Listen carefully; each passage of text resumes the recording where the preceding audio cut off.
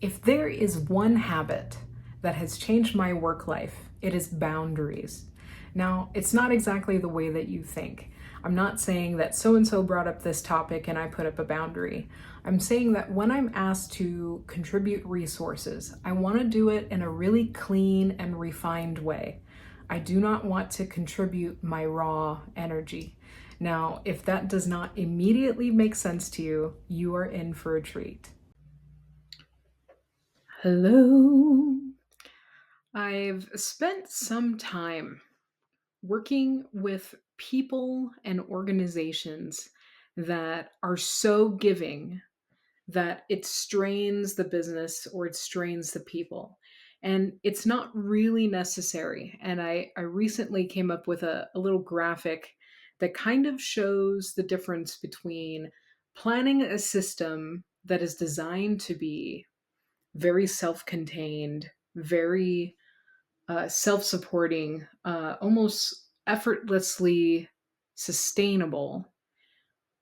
And the variable aspects are what brings real profit and real goodness. But when things are lean, that you can always operate your business, you can always feel energetic as a person. So I'm starting to see that real crossover between things that happen for ourselves and the way that we plan our businesses. So think of a system that is meant to be self supporting. Now, I'm not saying that everything in the business is only supposed to funnel back in. Of course, we take profit, but you've designed something that is designed to continue over and over, and everything in excess is profit. And some of the activities that you do are variable, you don't do them all the time, but it's supported by this very self contained system. In businesses, you could consider these fixed costs. These are things that absolutely must exist for the business to continue, whether you're in a high time or in a low, yeah, a low season, a slow season. Personally, the equivalent of this could be like body, mind, and spirit. These are the things that you need to essentially be considered alive and aware. You could also consider this emotions, thoughts, and actions. And the phrases below I got from Master Shri Akarshana. He's a spiritual teacher, a millionaire, and teaches people to run conscious businesses. But here's what he said, but the image is mine. The image is something I came up with. If your thoughts and actions do not allow your emotions, you cannot powerfully create. If your actions and emotions do not allow your thoughts, you cannot powerfully create. If your emotions and thoughts do not allow your actions, you cannot powerfully create. So, just in essence, it's saying that if I have thoughts that restrict me from doing something I actually need to do, then I've limited myself somehow. If my thoughts and actions restrict me from feeling a certain kind of emotion, then I've limited a part of myself. Now, I'm not saying there are things that we should always feel every feeling. I'm not saying that. What I'm saying is that when you want to powerfully create, there needs to be a cohesiveness between your thoughts, your emotions, and your actions. So let's just keep it to that standpoint. But it was from that consideration that I came up with this image because I see it a lot in my own life.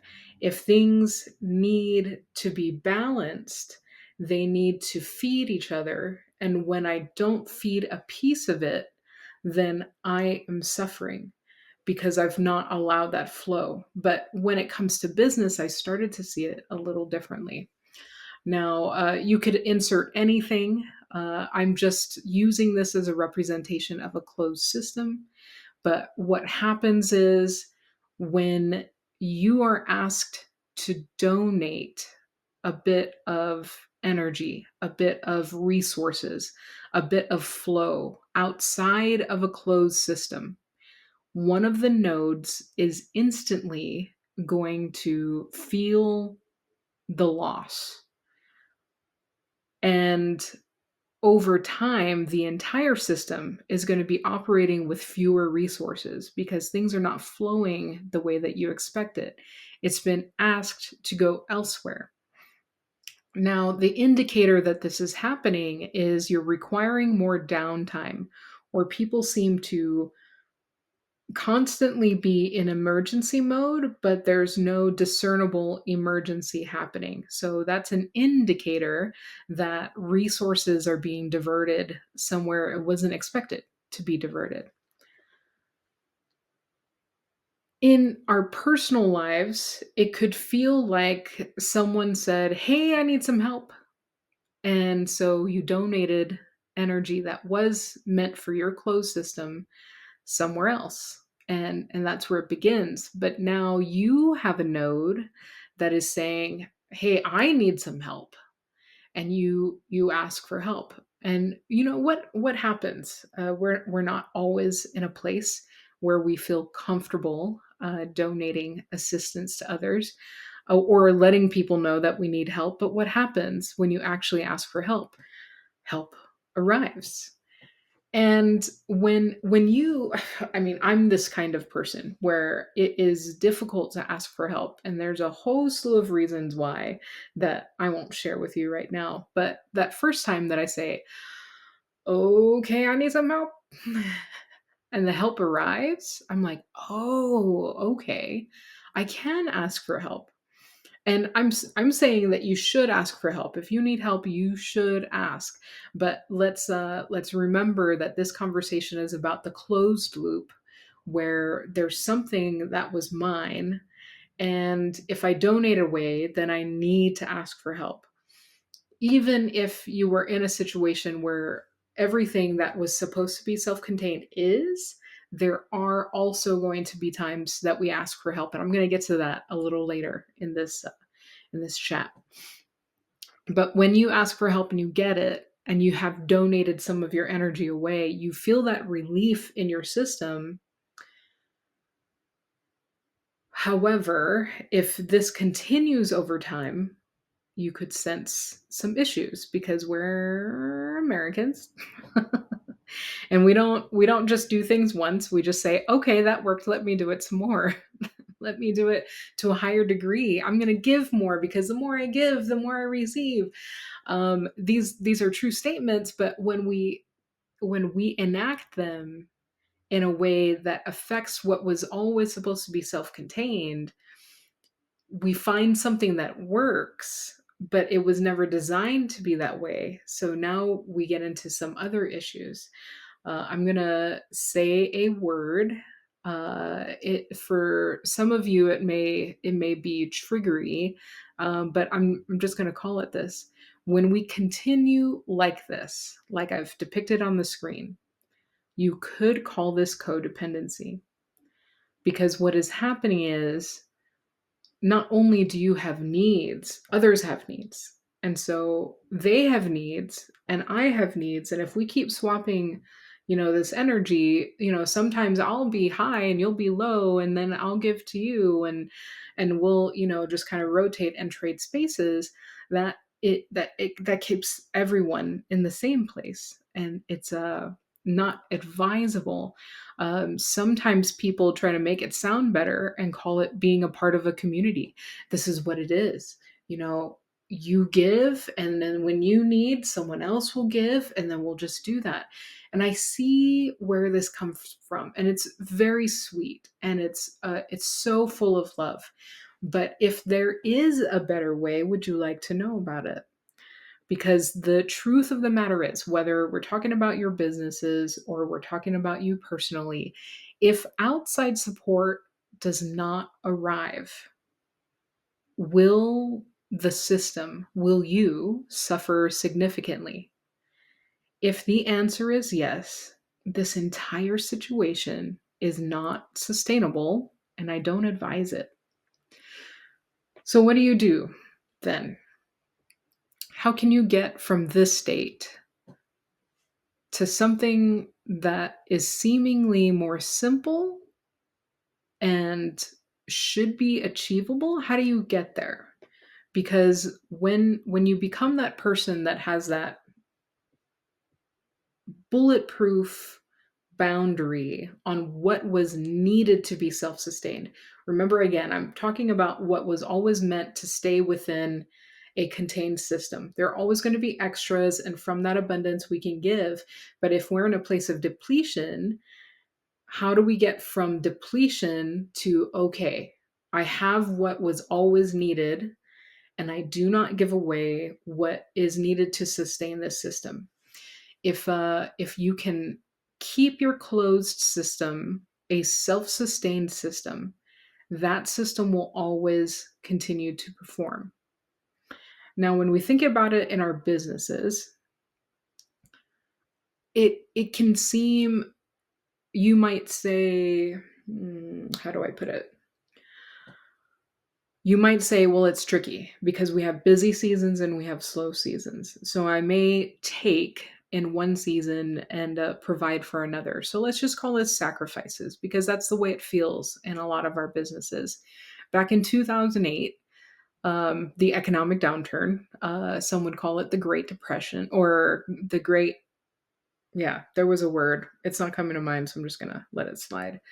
In 2008, it was hard times for a lot of people. And so, what some businesses did, construction businesses, businesses that bid out for work, they opted to operate at a loss. They made zero profit or negative profit. They just wanted to be able to keep their business open. So, they only covered their fixed expenses and they paid their people. That they knew it would pass. They knew if they could stay open, then they could make more profit in the future. And those businesses that did that and performed well, they got a really great reputation in their local community or the the niche that they served. So that turned out to be really good for them. Now, in times that are not 2008, an organization might have a big surprise happen, and they may ask some departments or some employees to sacrifice some time. I know you have a schedule, but we have this need. Will you pitch in? And if there is a true closed system of support in that business, some people would call it apportionment or double apportionment. That's financial resources, but sometimes they operate that way with their personnel and support. If there is a true closed system and some of those people are asked to support, you may see an increase in overtime, or staff may just choose to take a hit, and they do that because they care. So there are ways that businesses can experience a threat to their closed system of support. But basically, when you do that in a closed system, you need to expect to replenish it because if you never replenish what you took away, um, some very fun things will happen in your business. Um, yeah, I did write it. What when that activity happens, there is a temptation for emerging leaders. Some more seasoned leaders will not fall for this, but emerging leaders are tempted to say, "Oh, it worked. It worked. I that was not what we planned. We needed additional, and I told my people to do it, and they did it. Uh, I'm going to do it again." I'm going to exploit this opportunity of additional help. And this becomes a problem over time if you don't identify that what you've done is reallocated resources or time that was dedicated for a reason over to some emergency. When you're an emerging leader, you don't always recognize what is, status quo that needs to be nurtured and what is an emergency that people will surge some assistance to, but then they need that break to be able to recuperate, get things back under control, and return to what is expected. Because when the next surge arrives, they will need to be prepared to have things under control. If you don't allow that, if you ask for additional help and you don't allow those things to return to normal, um, yeah, you're gonna have a breakdown in. Yeah, I wrote this here. If that modification becomes the plan, and it continues and it continues and it continues, you can expect an increase in turnover in staff. They'll just say, you know what, I'm spent up, I can't anymore, and they'll leave, and then that new tempo that you thought was so great, you'll try and instill it on the people who are left or the people who have newly joined, and they'll start to get burnt and they'll leave too, and now leaders are starting to view the staff as consumables versus assets. um, Consumables being things like filter that we use it until it's done and then we get a new filter. Assets being things that are expected to endure, and so you do preventative maintenance and you have regular, yeah, you care for it differently than you do a consumable. When leaders treat people as consumables, it's typically because they've stopped seeing them as loyal. And so then they say, why should we even waste resources on these things for, personnel enjoyment? Why invest in something in a rest area when they're not loyal anyway?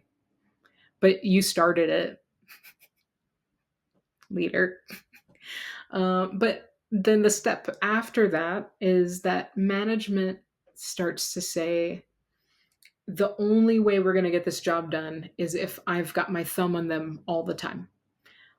Because that's all they're seeing that works. But what they never realized is that there was a closed system that resources were being siphoned away somehow.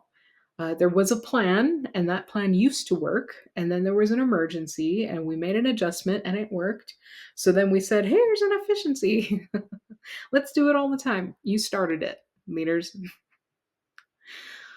So what happens is the reason it gets to be that way is people get so bogged down in, this is what I know. This is how we've made it work for years. And then you hire in that person they've got some energy, they've got ideas, they're healthy in the way that they work, and you introduce them to all of this and they say, nope, and they won't stay. So, some people will speak up about it and let you know, and some people are just like, it's not my place, this is so far gone, I'm not going to say anything at all. So you'll get all types, but when you start seeing people that you want there not wanting to be there, um, time to start taking a look at the resources and how things are expected to flow and how are they actually working.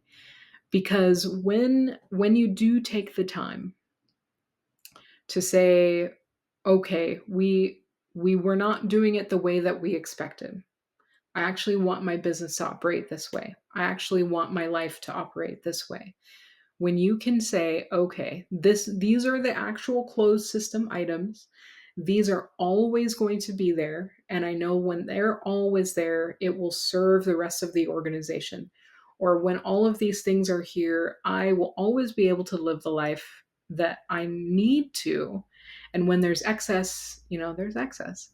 But this is what I actually need. When you can have that, there's a gaslight. Some people might be tempted to tell you, well, if you do that, you're never going to be a part of community, and then no one will ever help anyone else.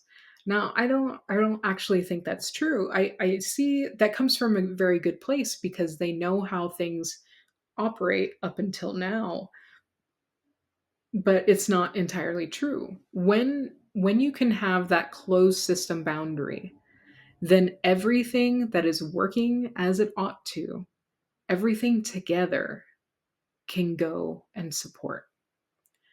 And that's a more clean way than diverting resources from something that needed to be a closed system. If you can allow it to be a closed system, it can still assist everything else. You don't need to divert resources or divert energy away from it.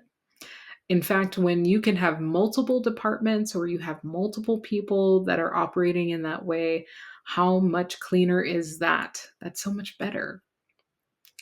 Now, when you do this, let's say that you have people, we'll just take it to the very personal level. Let's say there's a person that is asking for please help me, and you recognize, okay, I'm not gonna do that. I'm not gonna give you a piece of my energy, but I am gonna assist you. uh the responses from that person could be curious, and let me just explain. um that person might say, oh, I asked you for this and you're giving me this. What's going on with that? It's not compatible with what I'm asking for. But I'm offering you access to, you know, the energy provided by the entire house. Like, this is everything. Yeah, but I would really just like to siphon it from you. Could That's the way that it's compatible for me. I mean, could you just give me that? And if you're not going to give me that, then I'll just ask someone else. And that could be surprising to you. You're like, but I'm offering you cleaner, better energy. No, I just like to siphon it from you. That's how I know. That's how my grandpa taught me how to do it. Another response people could have are accusations. Are you trying to change me? Are you judging me? So you want to be prepared when you have finally found that boundary that says, I'm not going to donate my actual energy to you. I'm going to help you in a way that you can be self-sustained, because you've been donating energy to other people and you don't need to. And I realize that your system is in depletion, so here's the right way to get replenished. And you're like, no, I don't know that. That's not what I know.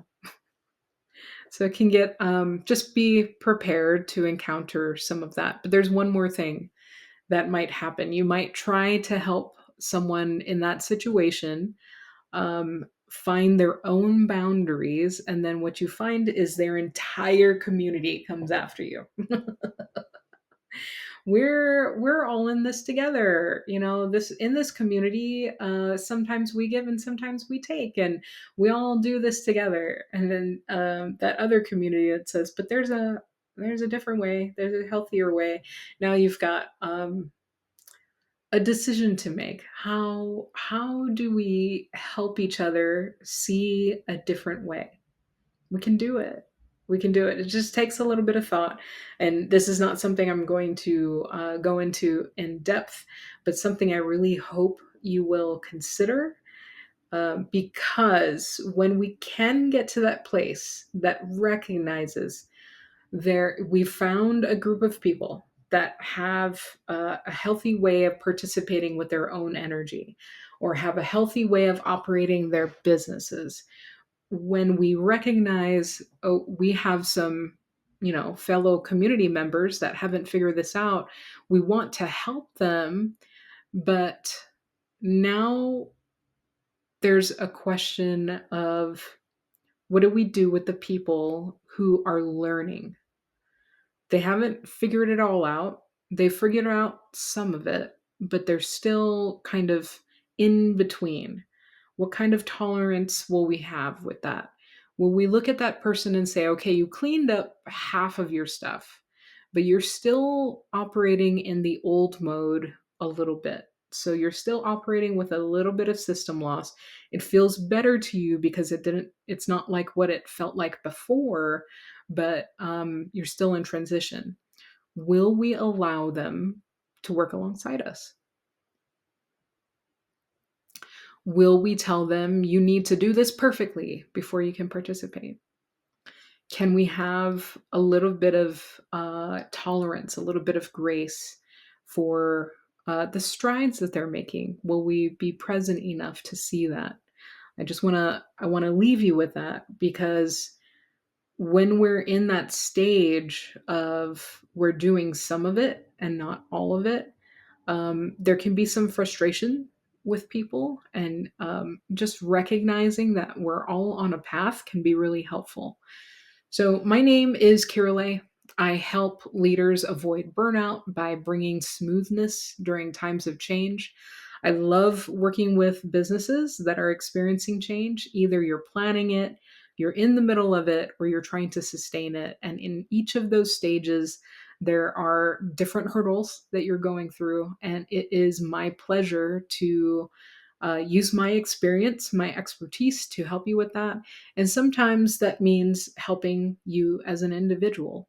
So, whatever your change places, I would love to contribute, because when our leaders are less stressed, you're more available for your communities. And I'm so passionate about unity, but it happens at the community level. And I want to support you as you help your community, whether it begins with your family or it begins with a cause in your local community. I want you to be the most available.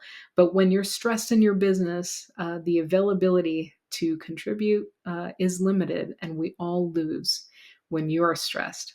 So I want to help you out. Thanks for spending some time with me. I'll see you guys soon.